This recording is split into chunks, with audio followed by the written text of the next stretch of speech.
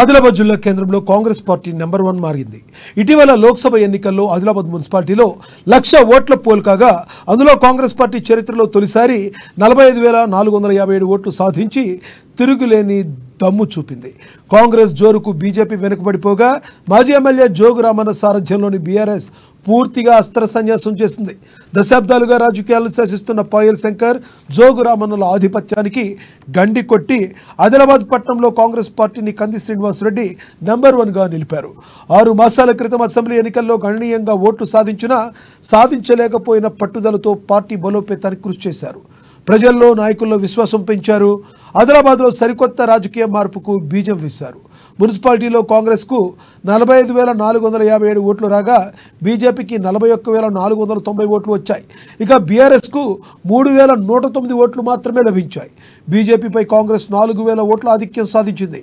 ఒకవేళ BRS vote bank బీజేపీకి బదలాయించబడకుంటే మరో 20,000 ఆధిక్యం వచ్చేదని నేతలు విశ్లేషిస్తున్నారు.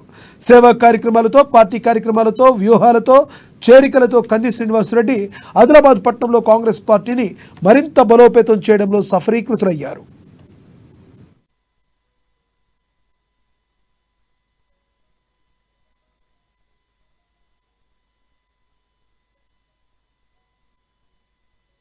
రాజకీయాల్లో గెలుపోటములు సహజం.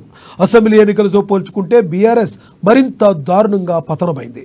మున్సిపాలిటీ పరిధిలో 1,00,000 ఓట్లు పడగా అందులో బీఆర్ఎస్ కేవలం 3,000 ఓట్లు మాత్రమే సాధించడంతో ఆ పార్టీ నేతలకు తల ఎత్తుకోని పరిస్థితి ఏర్పడింది.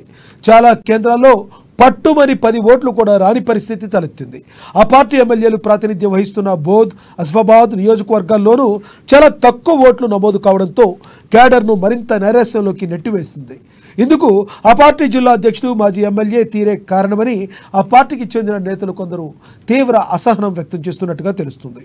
బీఆర్ఎస్ ఓట్లు బీజేపీకి ట్రాన్స్ఫర్ కావడం వల్లే ఈ పరిస్థితి తలెత్తిందని, పూర్తిగా బీఆర్ఎస్ శాఖ ముగిసినట్లేనని పార్టీ నేతల్లో చర్చ సాగుతుంది.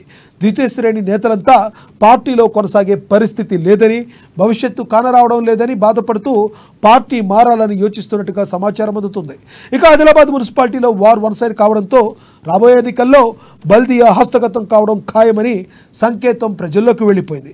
కేవలం 6 మాసాల్లోనే 30,000 ఓటు బ్యాంక్ పెంచుకోవడమే ఇందుకు నిదర్శనమని తెలుస్తుంది.